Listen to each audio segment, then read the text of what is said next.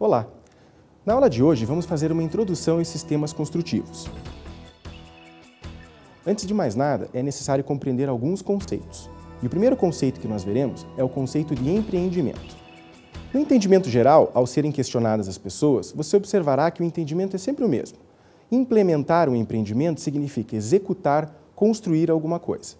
Sempre se tem em vista um objetivo, e esse objetivo pressupõe tarefas e planejamento. Desse modo, um planejamento de tarefas, conjugado com um objetivo, leva o empreendimento a ser concluído. Vamos então ao conceito de empreendimento. Empreendimento é a execução de um conjunto de tarefas organizadas para que se atinja um objetivo. Visto então o conceito, vamos abordar agora algumas características dos empreendimentos. A primeira característica importante é o chamado ciclo de vida do empreendimento. Todo empreendimento tem um ciclo de vida, que usualmente é composto por 4 fases, e veremos cada uma dessas fases agora. A primeira fase, denominada fase 1, é a fase de concepção ou viabilidade do empreendimento. É nessa fase que a ideia é criada. Dada uma ideia, será necessário estabelecer os primeiros estudos referentes aos custos estimados deste empreendimento. Ao final da fase 1, é necessário então empreender os primeiros passos para se começar a fase 2. A fase 2 é a fase de planejamento. Com os custos estimados da fase 1, na fase 2, os técnicos responsáveis vão aprofundar os estudos e vão procurar verificar se o que vai acontecer na construção do empreendimento corresponde àqueles custos estimados na primeira fase. A tentativa é aproximar os dois custos da melhor forma possível antes que se inicie a fase 3. A fase 3 é a construção propriamente dita do empreendimento. É a fase mais cara de todas, é onde a maioria dos recursos são aplicados. A fase 3 pega os estudos preliminares desenvolvidos nas fases 1 e 2 e aplica, muitas vezes no canteiro, no local onde será executado o empreendimento. Terminada a fase 3, passamos à fase final, a fase 4, chamada de operação. Muitas vezes, antes da operação do empreendimento, existe uma fase de pré-operação. É a fase onde o empreendimento é testado antes que seja aberto, por exemplo, ao público final. A fase 4 é a fase final, é a que todos esperam, mas não é aquela onde são gastos a maior parte dos recursos. Esses são sempre gastos na fase 3. Entendido o ciclo de vida, vamos ao próximo conceito. São 2, natureza e porte dos empreendimentos. Vamos ver o primeiro, que é a natureza. Natureza é o uso de recursos diferentes para um empreendimento.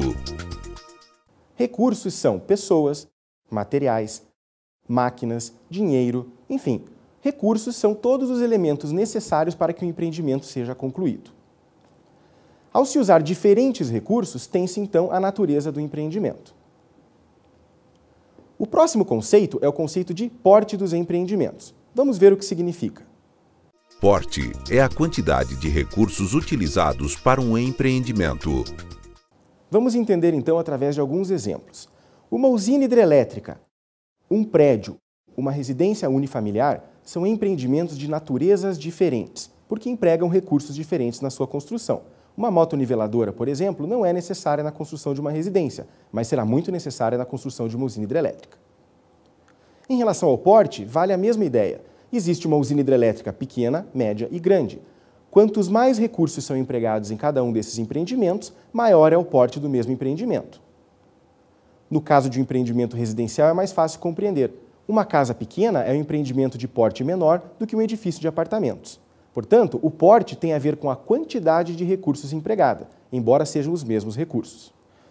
É daí que surge o conceito de pequeno, médio e grande porte. Preste atenção, quando você ouvir dizer que um determinado empreendimento é de pequeno porte, você saberá que a quantidade de recursos demandada por aquele empreendimento é pequena. Quando ele for de grande porte, é o contrário, a quantidade de recursos é maior.